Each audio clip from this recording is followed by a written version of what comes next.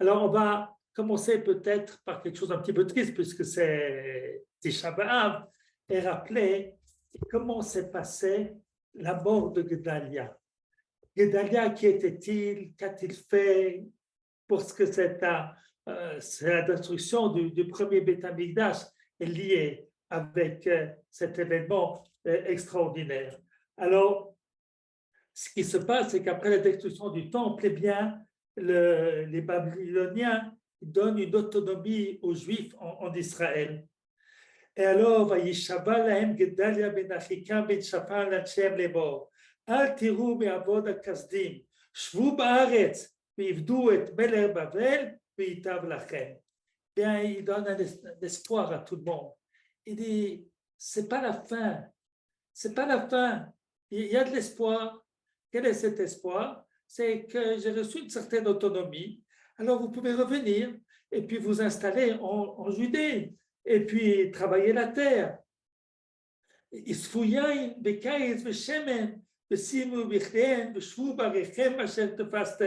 Revenez en Israël. Alors, les Juifs qui étaient déjà chez moi, à Ammon, c'est le verset 11, dans le chapitre 40 de Jérémie, eh bien, ils ont entendu qu'il a nommé un gouverneur dans la personne de Gedalia. Et les Juifs de tous les endroits où ils ont été éparpillés là-bas, eh bien, ils sont venus. Ils sont venus en Judée, chez Gedalia. Ils ont rassemblé beaucoup de vin, etc. Et puis, il y a des gens qui ont su que des descendants de la lignée de David n'étaient pas contents de cette force qu'avait, enfin pas de cette force, de cette semi-autonomie qu'on a donnée à Gedalia. Ils trouvaient que c'était quelque chose. Oui, ma femme qui me demande quelque chose. Une petite seconde.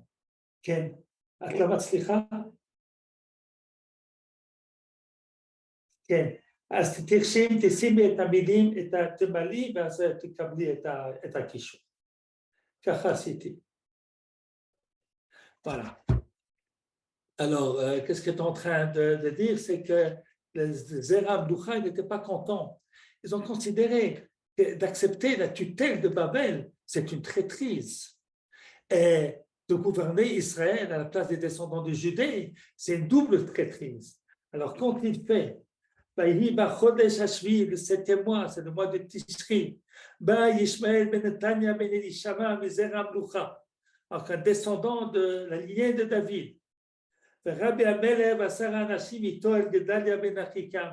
Ils sont venus chez Gedalia ben Achikam, qui n'avait pas accepté le conseil qu'on lui avait donné de les tuer parce que c'est ce qu'ils allaient faire s'ils ne le faisaient pas. Et il a fait confiance. Ils sont venus comme c'était des amis, ils ont mangé ensemble. Ils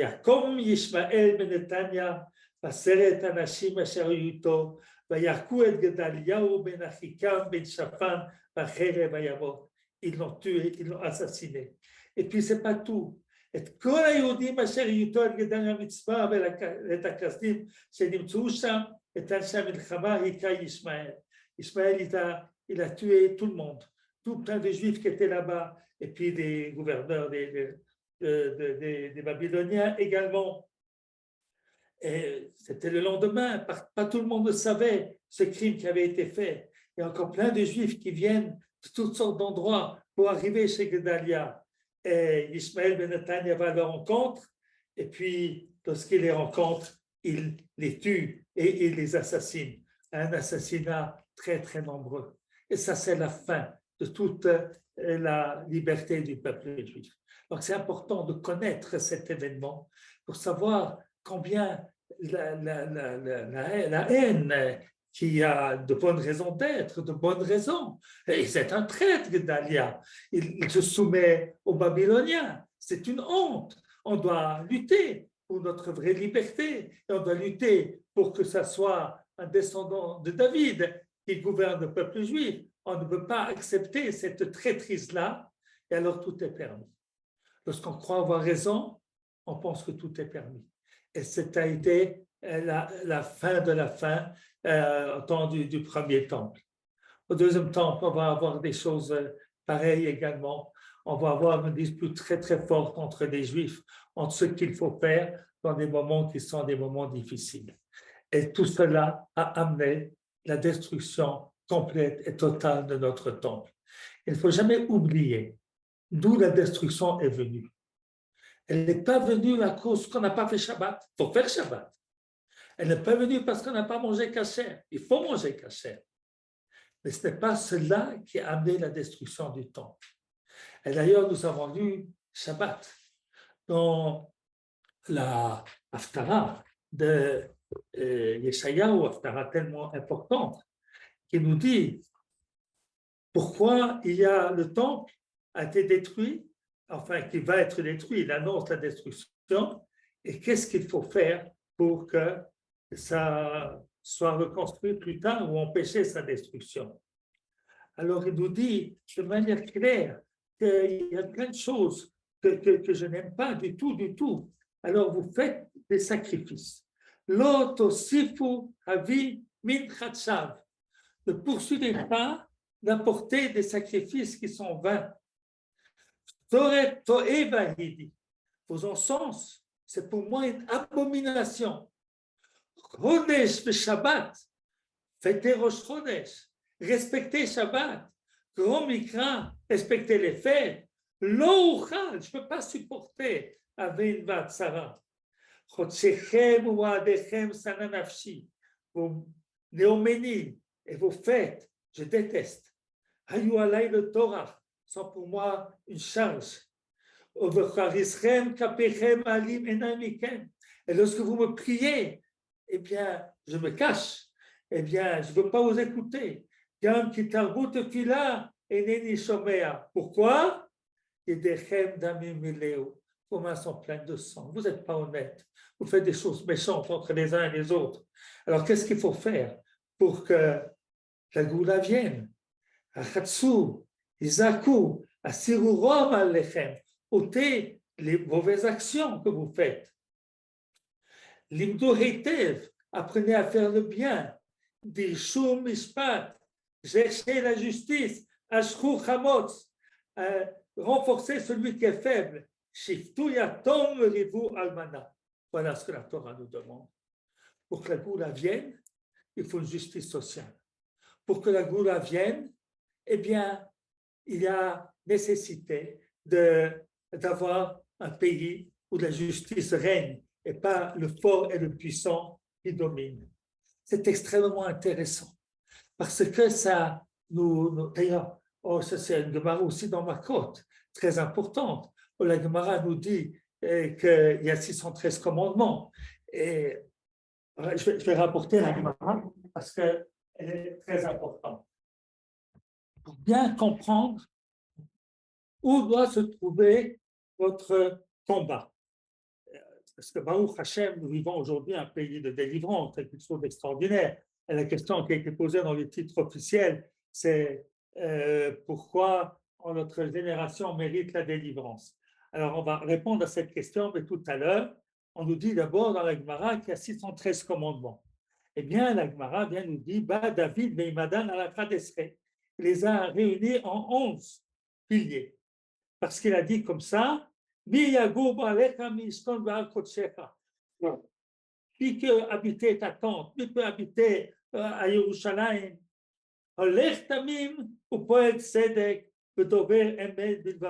celui qui va droit, celui qui agit avec justice, celui qui parle vérité dans son cœur. Ne dit pas de la shonara, n'a pas fait de mal à son prochain.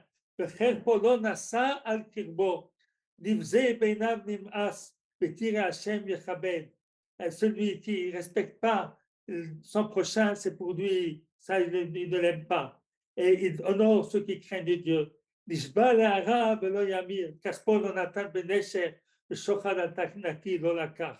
Eh bien, il jure en vérité, il ne prend pas d'intérêt, il ne prend pas de don corrupteur. Celui qui fait cela, le olam. et il ne va jamais trébucher. Il ne nous a pas parlé de Shabbat, il ne nous a pas parlé de Kashrut, il ne nous a même pas parlé de Tzniut, il nous a parlé d'une conduite droite, de la justice. Puis regardez, ça continue ensuite, on nous dit, alors c'est Chas Shalom, il ne faut pas penser que je pense qu'il ne faut pas faire, il faut faire Shabbat, il faut faire Kashrut, il faut tout faire. Mais quel est le point qui va amener la destruction et qui va ramener la délivrance? Alors, la Gemara dit ensuite, là, là, Ba Micha Midan al Shalosh. Micha, il a dit il y a 3 piliers. De nouveau, ces 3 piliers, je n'ai pas dit que c'est 3, et on a lu les 610 commandements, Khalil Avachas. Mais là, ce que nous disons ici, c'est quelles sont les 3 choses essentielles pour pouvoir quitter la galoute et retourner en Israël pour moi hériter la Goula. Dieu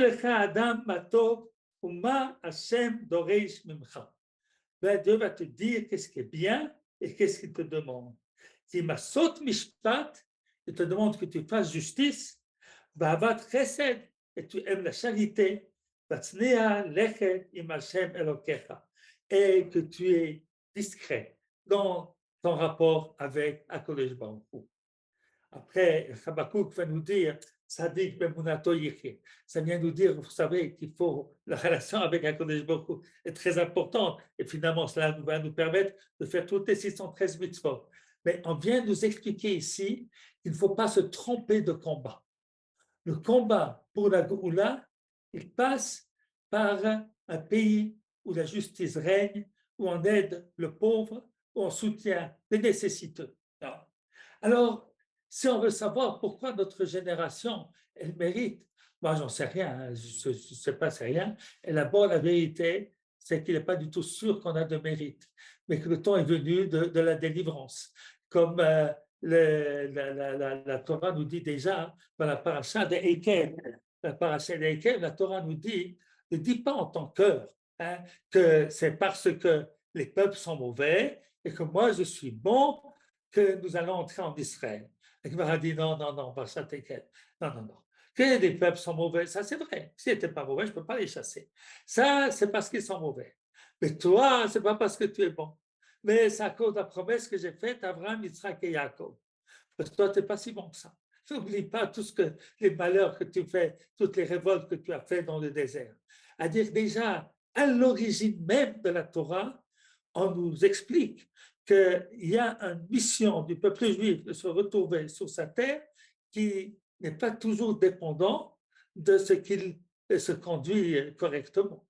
Et voyez le prophète, prophète Eliyahu, c'est aussi très très important, le message que nous avons du prophète Eliyahu. Je crois que c'est un message très très très important pour nos jours aujourd'hui, pour savoir notre rapport avec ceux qui ne respectent pas la Torah et les mitzvot comme nous. Ce sont des gens bien, ils font justice, ils sont honnêtes, ils sont besséder, mais ils ne font pas Shabbat, ils ne font pas Kashrut.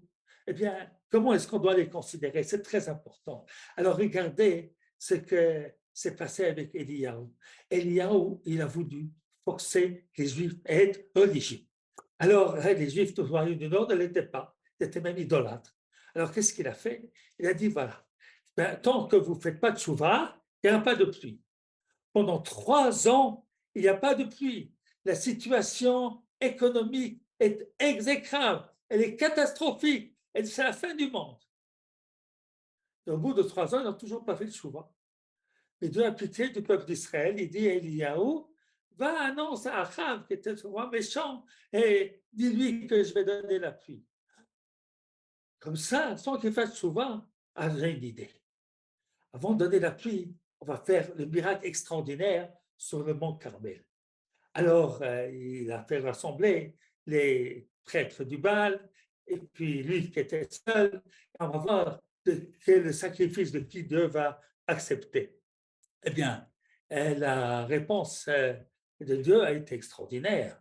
C'est que les prophètes du Baal, ils ont fait plein de sacrifices, et puis il n'y a pas de feu qui est descendu du ciel. Et alors, Eliyahu a fait son sacrifice, le feu est descendu du ciel, Et les Juifs, ils ont dit, Hachem ou Elohim, Hachem ou Elohim, Dieu d'Israël, ça c'est le vrai Dieu, ça c'est la vérité. Donc, et il a tué ce jour-là tous les prophètes du Baal.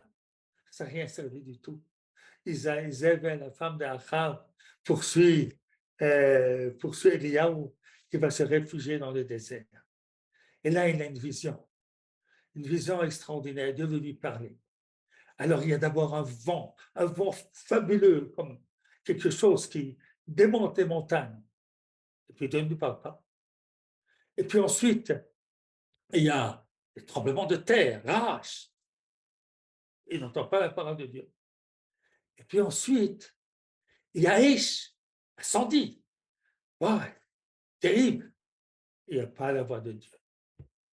Ensuite, il y a Kol de Mama Daka, une voix silencieuse et douce. Et là se trouve à Kadesh Baruch Hu. La Torah nous enseigne ici le chemin qui est nécessaire pour que la Torah soit acceptée et vécue par les Juifs. Pas par la contrainte, pas par des lois de l'État qui forcent les gens à respecter telle mitzvah ou telle mitzvah. Ce n'est pas le chemin. Kol de Mama Daka. La voix silencieuse, c'est là que se trouve à Kadesh Baruch Hu. Il faut comprendre que pour que le peuple juif revienne à la Torah, il revient à la Torah, c'est un peuple extraordinaire. Eh bien, il vient par conviction. Nous avons changé de temps. Vous savez, déjà au temps de Moshe Rabbeinu, eh bien, on a donné la Torah au mont Sinaï. Et on nous dit dans la Gemara que Dieu a mis la montagne sur eux et leur a dit, si vous acceptez la Torah, c'est bien, sinon c'est la fin. Alors ils ont accepté la Torah. Mais le lendemain, ils ont fait le veau d'or. Alors, le Maharal, dans la dame qui a fait le cours avant, un très beau cours, a beaucoup cité le Maharal. Alors, je vais aller dans son chemin et puis on va faire aussi une citation du Maharal. Le Maharal explique il y a une nécessité de comprendre que le monde sans Torah ne peut pas exister. Hein. Mais le monde avec Torah de force, ça ne marche pas. Alors il y a pour que la Torah entre dans le monde à tout prix, parce que sans Torah, le monde n'a pas de sens, n'a pas de direction, mais finalement, ça sera Purim.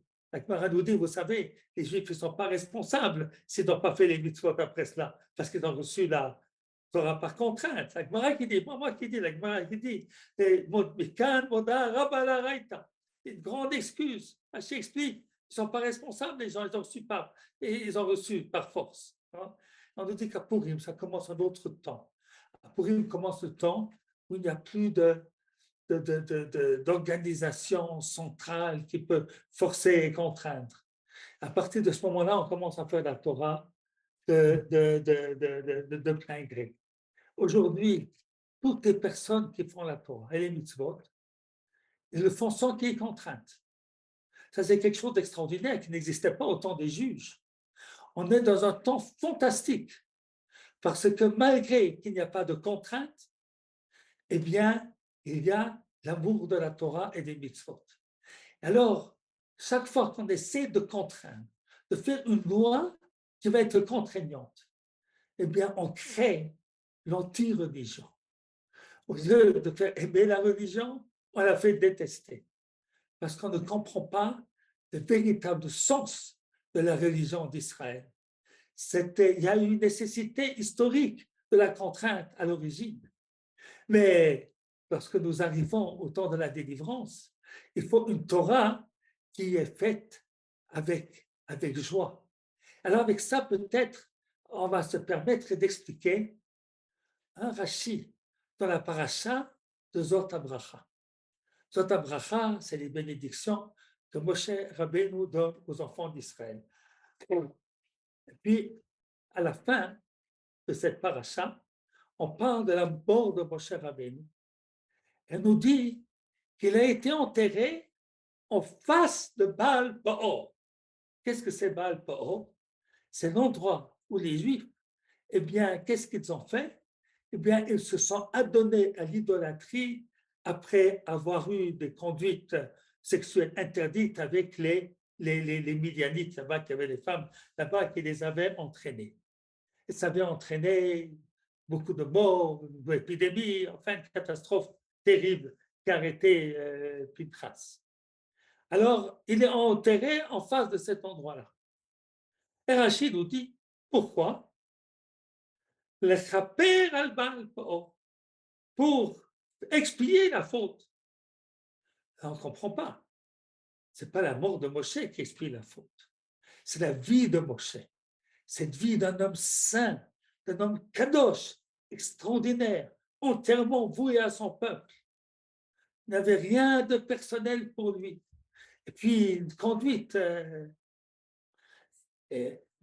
morale, une conduite de tzniut, de pudeur, et la plus extraordinaire du monde. Il avait même arrêté d'avoir des relations avec son épouse, parce qu'il est un homme super kadosh. Alors c'est ça, regardez Moshe, c'est ça l'exemple. Et c'est cela qui va expier la faute de Baal Peor, pas sa mort.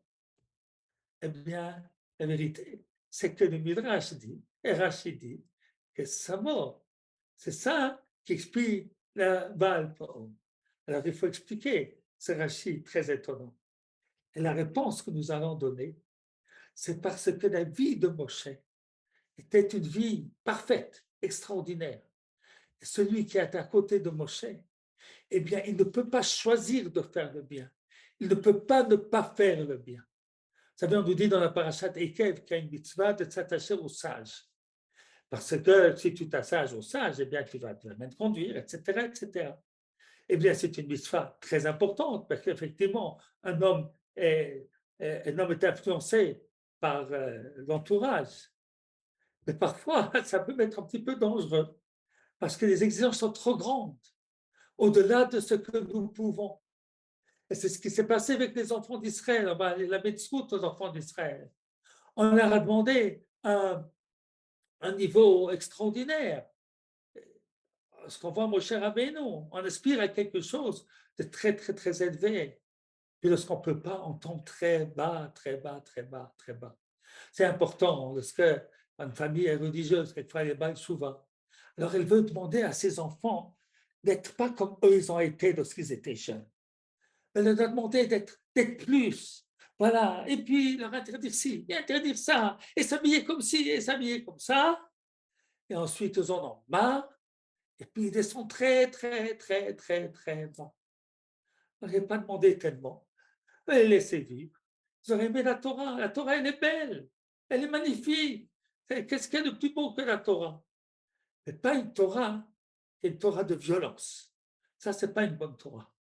Une Torah qui est distillée avec amour, avec la personne qui l'enseigne, qui se met un petit peu en retrait pour laisser la place à l'élève de vivre sa vie. Eh bien, cette Torah-là, c'est une Torah qui est vivifiante. Et c'est cette Torah-là que nous devons enseigner aujourd'hui. C'est vrai, par exemple, parler de la famille, etc., avec nos enfants, c'est vrai avec nos petits-enfants, les Hashem, c'est vrai avec la famille, c'est vrai avec nos élèves. Et puis, au niveau de l'État d'Israël, eh bien, c'est très important aujourd'hui que ce sont les religieux qui sont au pouvoir, eh bien, que l'on fasse un message d'apaisement, qu'on dise bien, c'est rien du tout, on va laisser vivre, c'est bien quand vous vivez, vous êtes des gens bien. Et pas seulement, il faut dire que vous êtes des gens bien, il faut penser qu'ils sont des gens bien. Alors, on a fait un petit peu d'histoire de la destruction du Beth Amikdash, on va faire un petit peu d'histoire de la création, de notre État. Que Baruch Hashem, nous vivons ici depuis 75 ans, nous avons un État indépendant, avec bien des problèmes. C'est pas, n'imaginez pas que je ne sais pas qu'il y a des problèmes, que je ne sais pas qu'il y a des mouvements anti-religieux conseillés, que je ne sais pas qu'on a pris des enfants et on a raouté, on les a mis dans des kibbutzim, on a raouté cette Torah. C'est tout ça. C'est tout ça. Mais ce n'est pas tout, c'est une partie. Ce qui s'est passé pour que notre État soit construit, il y a un grand malheur qui s'est passé. ou un grand bonheur, je ne sais pas. Le résultat, c'est que l'État s'est créé. Mais l'État s'est créé contre l'establishment rabbinique. L'establishment rabbinique, les grands rabbins, les grands rabbins en Europe de l'Est, maintenant je parle du judaïsme d'Europe de l'Est, parce que le judaïsme d'Afrique du Nord ne s'est pas comporté comme ça. Mais le judaïsme qui, avant la Seconde Guerre mondiale, était très largement majoritaire. L'essentiel du vécu juif se trouvait en Europe.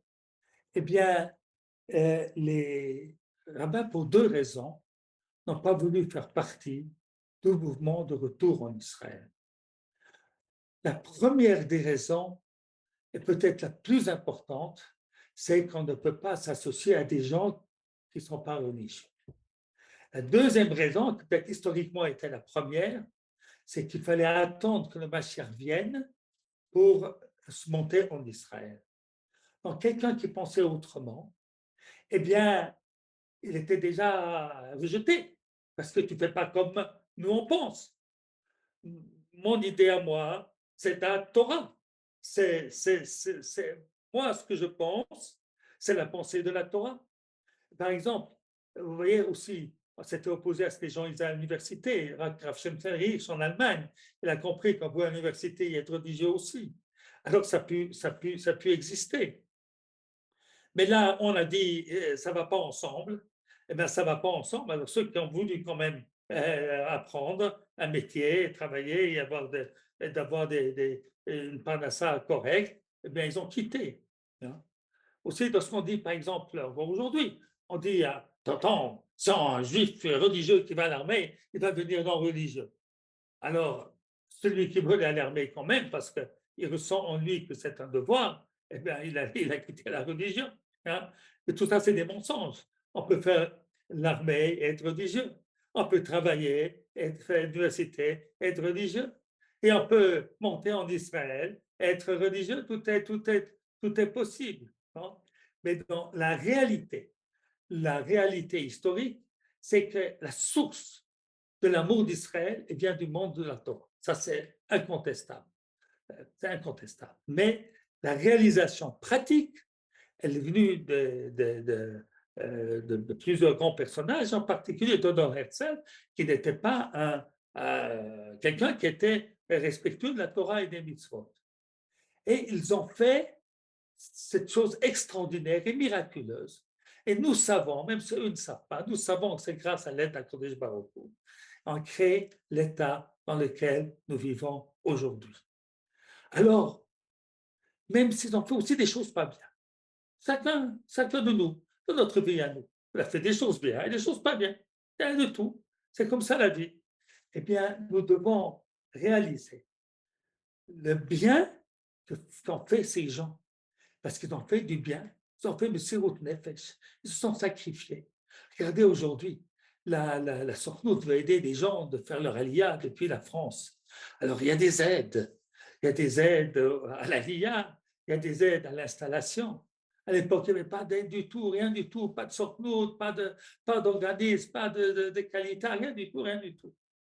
Et ils sont montés, euh, ils sont montés avec un sirut nefesh extraordinaire, un don de soi extraordinaire. Ils ont fondé les kibbutzim, qui à l'époque était quelque chose quand même d'égalitaire, quelque chose qui a un relent extraordinaire, extraordinaire. Et puis, ils ont monté des armées, ils ont monté une économie, ils ont fait des choses extraordinaires. Alors, nous ne devons pas seulement voir, ils ne font pas Shabbat, ils ne mangent pas cachet. Non, non, non. Qu'est-ce que je dois voir? Je dois voir, ouais, mon voisin, même aujourd'hui, on doit voir comme ça. Mon voisin, parce que c'est une façon de vie entre religieux, c'est les voisins de la ville d'à côté. Ce sont des gens extraordinaires. Ce sont des gens qui travaillent pour l'économie du peuple juif. Ce sont des gens qui travaillent pour notre sécurité. Ce ne sont pas des bandits, ce ne sont pas des brigands. Alors, s'ils ont mal, j'essaie de comprendre pourquoi ils ont mal. Et puis me dire peut-être que j'ai une responsabilité, peut-être que je n'ai pas présenté la Torah comme il le faut. Alors les gens ont peur. Alors il faut comprendre, la peur, c'est mauvais la peur. La peur, alors il y a la peur des deux côtés, toujours la peur. Nous, on a peur des tribunaux, des Beit Mishpat, parce qu'ils ne sont pas religieux. Comment est-ce qu'il s'appelle, Barak, il n'a pas lu la Torah. Vraiment, enfin, c'est qui ces gens-là? Alors, ce sont des gauchistes, ce sont des gens mauvais, ce sont des gens. C'est terrible, c'est terrible, comme ça. Et puis eux, qu'est-ce qu'ils voient chez nous?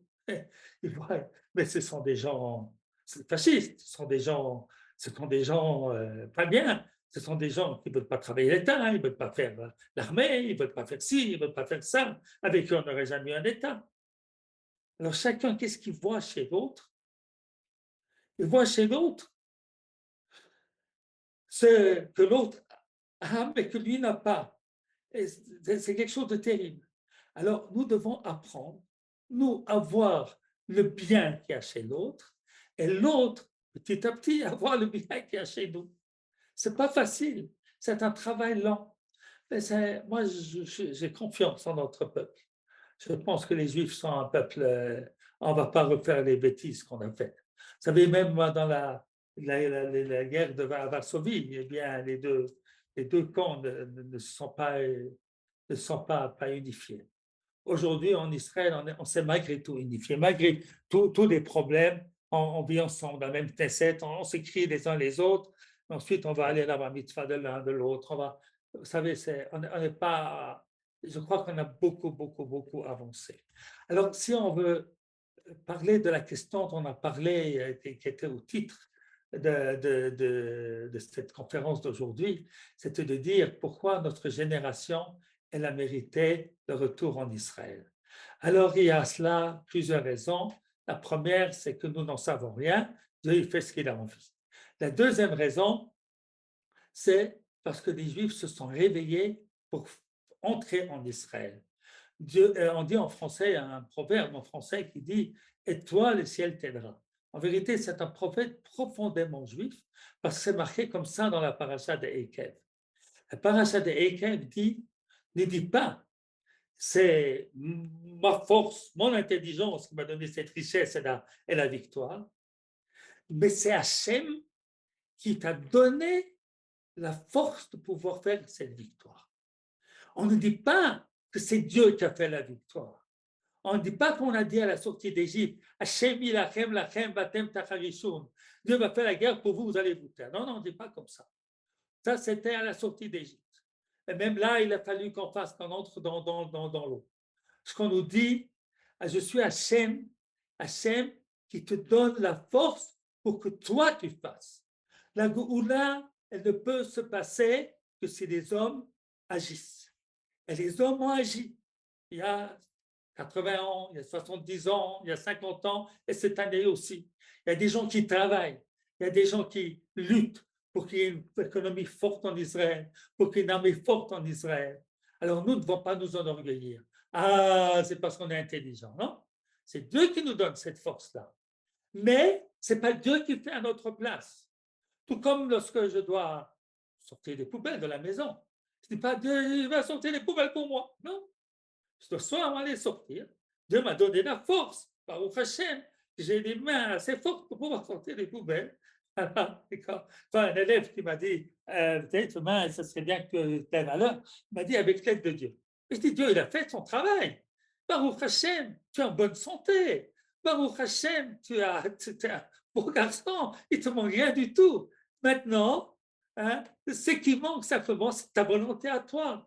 Donc, nous devons comprendre profondément, intimement, que la Goula, elle vient lorsque nous agissons.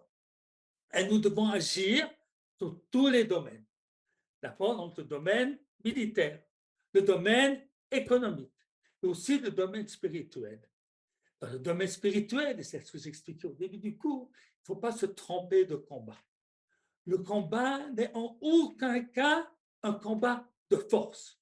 Il faut qu'on soit profondément convaincu que la Torah est vraie. Et si elle est vraie, eh bien, les gens peuvent s'y rattacher, sans qu'on leur donne des coups. c'est pas la peine. Ouais. Si c'est bien, eh bien, les gens vont le prendre. Et si c'est pas bien, ils vont pas prendre. Alors, il faut montrer que c'est bien. C'est tout. Il faut rien forcer. Chaque loi qu'on essaie de mettre pour forcer la religion, à mon avis, c'est une loi de trop. C'est une loi de trop. Et même certaines lois qui existent déjà aujourd'hui, à mon avis, ce qu'on peut ôter, il faudrait ôter. Parce qu'il faudrait dire aujourd'hui à ceux qui sont contre, ce que je pense aussi, qu'il faut faire des réformes, etc. C'est pas du tout, bien entendu, qu'il y a des choses à faire. Et dire à ceux qui ne sont pas d'accord avec nous, qui sont de l'autre côté, vous n'êtes pas de l'autre côté. On vous aime, parce que sans vous regarder comme notre économie, lorsque vous vous fâchez, ça devient difficile. On vous aime, on a besoin de vous. Et on ne veut pas vous forcer sur rien du tout, rien du tout, rien du tout, rien du tout. On ne veut pas non plus que vous forciez à nous. Voilà. Et puis, vous allez voir, le temps va passer. Comme en 75 ans, malgré tout, le peuple juif, contraire à ceux qui disent le postmodernisme, je ne sais pas quoi, des mots que je ne comprends pas trop, le peuple juif est beaucoup plus proche de Dieu qu'il ne l'a jamais été, je dirais presque dans son histoire. Parce que lorsque vous étiez l'époque des juges, on était idolâtres, l'époque des rois, on était idolâtres. C'était quelque chose d'extraordinaire. Aujourd'hui, sans pression, eh bien, nous aimons la Torah. Alors, c'est cette Torah-là que nous devons présenter. Nous devons dire aux autres, n'ayez pas peur, on ne veut rien vous forcer. Et on respecte beaucoup. On sait que notre pays ne tient que grâce à vous. Maintenant, sachez aussi que nous avons aussi une part. D'abord, nous aussi, on travaille. Baruch Hashem, nous aussi, une partie d'entre nous, peut-être pas tous les religieux, mais une partie d'entre nous, nous faisons l'armée, et puis nous avons, Baruch Hashem, beaucoup d'enfants, donc beaucoup d'enfants qui font l'armée. Donc en fait, il y a beaucoup de choses pour lesquelles c'est commun. Et puis nous avons encore d'autres choses auxquelles vous ne croyez pas. Respectez-nous, nous on vous respecte très très bien. Voilà, c'est comme ça qu'il faut, c'est ce langage qu'il faut avoir pour que nous puissions surmonter cette période difficile. Mais ne dites pas que c'est la période la plus difficile. Je ne suis pas très vieux, mais malgré tout, je me rappelle de l'assassinat de Rabin, et puis on se rappelle d'Oslo. Il y avait beaucoup. On a, on a réussi à surmonter bien des épreuves. On va aussi réussir à surmonter cette épreuve-là. Nous sommes en période de Goula extraordinaire.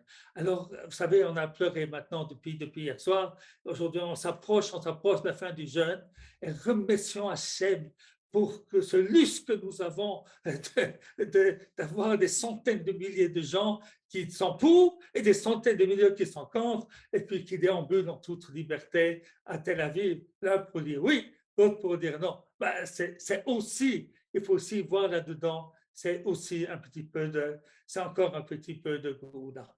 Et puis, Bezrat Hashem, nous allons être sages, nous allons comprendre que notre Torah est vraie et qu'elle n'a pas besoin de force et de contrainte. Alors, ôter ainsi la peur de l'autre côté. Parce que l'autre côté, il a vraiment peur. Il a vraiment peur. Ils ont peur ils ont vraiment peur. Ils ont pas raison d'avoir peur, mais ils ont peur. Alors, on doit se dire pourquoi ils ont peur. Ils ont ce peur que peut-être en médecine, on fait une différence entre soigner un juif, soigner un goy, de ne pas donner des soins à celui. Voilà. D'ailleurs, j'ai vu une question dans un livre de halakha, de poids. Il y a une femme qui est infirmière dans un hôpital et qui s'occupe donc des naissances, etc. Et puis, il y a également parfois des femmes qui demandent à faire des avortements. Alors, elle dit, cette dame qui posait la question, mais moi, je m'arrange toujours c'est quelqu'un d'autre qui s'occupe de ça, parce que c'est contraire à la halakha. Et maintenant, elle va demander, voilà, aujourd'hui, on m'a proposé d'être responsable du service, de tout le service des femmes. Infirmière, mon chef. Est-ce qu'elle a le droit d'accepter ou pas? Eh bien, une des réponses qui a été rapportée, c'est interdit, bien entendu.